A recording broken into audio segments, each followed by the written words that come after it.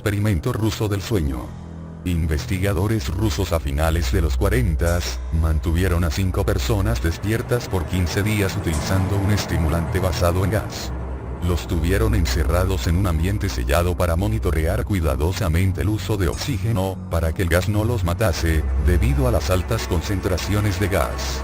Esto fue antes de que existiera el circuito cerrado, por lo que tuvieron que usar micrófonos y ventanas con grosor de 5 pulgadas para monitorearlos.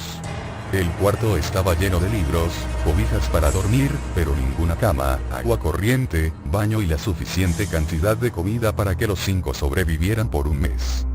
Los sujetos de prueba eran prisioneros políticos y de guerra declarados enemigos del Estado durante la Segunda Guerra Mundial.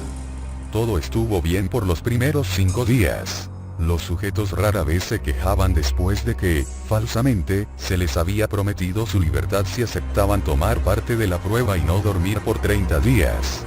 Sus conversaciones y actividades fueron monitoreadas y los científicos notaron que conforme pasaba el tiempo, ellos hablaban sobre incidentes traumáticos de su pasado.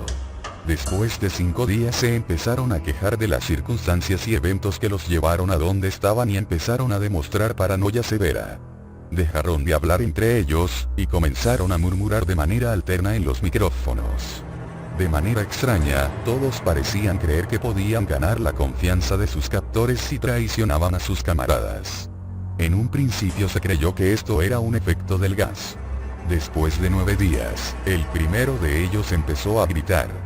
Corría por todo el cuarto gritando repetidamente por 3 horas seguidas. Después, trató de continuar gritando, pero solo podía dar un grito ocasional. Los científicos postularon que físicamente se había destrozado las cuerdas vocales. La parte más sorprendente de este comportamiento fue cómo sus compañeros reaccionaron a esto. O mejor dicho, cómo no reaccionaron y continuaban murmurando en los micrófonos hasta que el segundo de los prisioneros comenzó a gritar. 2 de los prisioneros que no gritaban, tomaron los libros y llenaron página tras página de sus propias heces, y de manera calmada, los pusieron sobre las ventanas del cuarto. Los gritos cesaron de repente. Al igual que los murmullos de los micrófonos. Pasaron otros 3 días.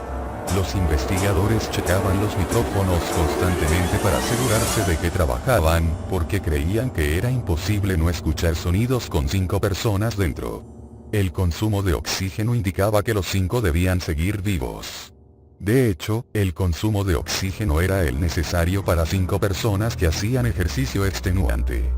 En la mañana del 14º día, los investigadores hicieron algo que no debían hacer, para llamar la atención de los prisioneros. Utilizaron el intercom dentro del cuarto, esperando provocar respuestas de los prisioneros, pues temían que estuviesen muertos, o en estado vegetal. Anunciaron: abriremos el cuarto para probar los micrófonos. Aléjense de las puertas y acuéstense con las manos atrás en el piso o se les disparará. Se le otorgará la libertad a uno de ustedes si obedecen. Para su sorpresa, escucharon solo una frase, con voz calmada: no queremos ser liberados. Hubo gran debate entre los investigadores y fuerzas militares que financiaban el proyecto. Sin poder provocar más respuestas utilizando el intercom, finalmente se decidió abrir el cuarto a la medianoche del día número 15. Se limpió el gas del cuarto, y se llenó de aire fresco. E inmediatamente, voces de los micrófonos, empezaron a objetar. 3 voces diferentes rogaban por la vida de sus seres queridos, que encendieran el gas nuevamente. Se abrió el cuarto para sacar a los prisioneros. Gritaron más fuerte que nunca, al igual que los soldados, cuando vieron lo que había dentro. 4 de los sujetos seguían vivos.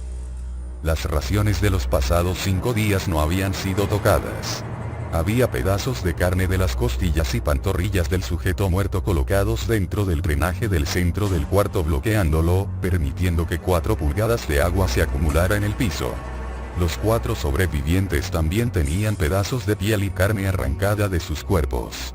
La destrucción de tejidos y la exposición de huesos en la punta de sus dedos indicaba que las heridas fueron infligidas por las manos, y no con los dientes, como era de suponerse.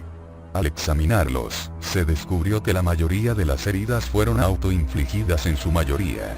Los órganos detrás de las costillas fueron removidos. mientras que el corazón, los pulmones y el diafragma seguían en su lugar. La piel y la mayoría de los músculos pegados a las costillas fueron arrancados, exponiendo a los pulmones. El tracto digestivo de los 4 sujetos podía verse trabajar, digiriendo comida. Rápidamente se hizo aparente estaban digiriendo su propia carne, y que ellos la arrancaron y se la comieron en el transcurso de los días.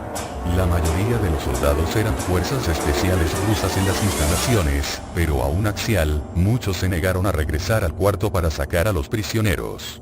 Estos sin embargo, insistían a gritos que los dejaran dentro y de manera alterna rogaron y demandaron que se encendiera el gas nuevamente, para evitar quedarse dormidos.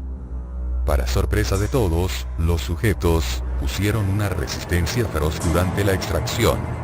Un soldado ruso falleció cuando un sujeto le mordió el cuello, otro fue gravemente herido cuando otro de los prisioneros le mordió la arteria femoral y los testículos. Otros 5 soldados perdieron la vida, si cuentas a aquellos que se quitaron la vida en las semanas consecuentes al incidente. Durante la lucha, uno de los prisioneros dañó su vaso, sangrando de manera casi inmediata. Se intentó sedar al sujeto, pero fue imposible.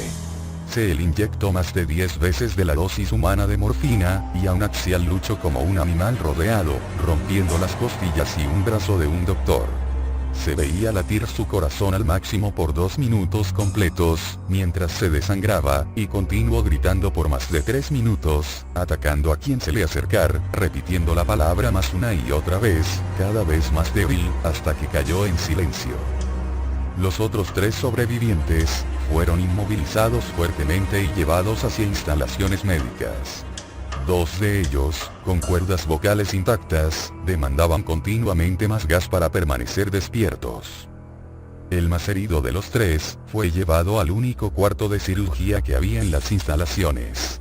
En el proceso de su preparación para colocar nuevamente sus órganos en su lugar, se notó que el sujeto era totalmente inmune a los sedantes. Peleó furiosamente cuando el gas anestésico se le estaba colocando. Se necesitó un poco más de anestesia de la normal para sedarlo, pero al momento que sus ojos se cerraron, su corazón se detuvo.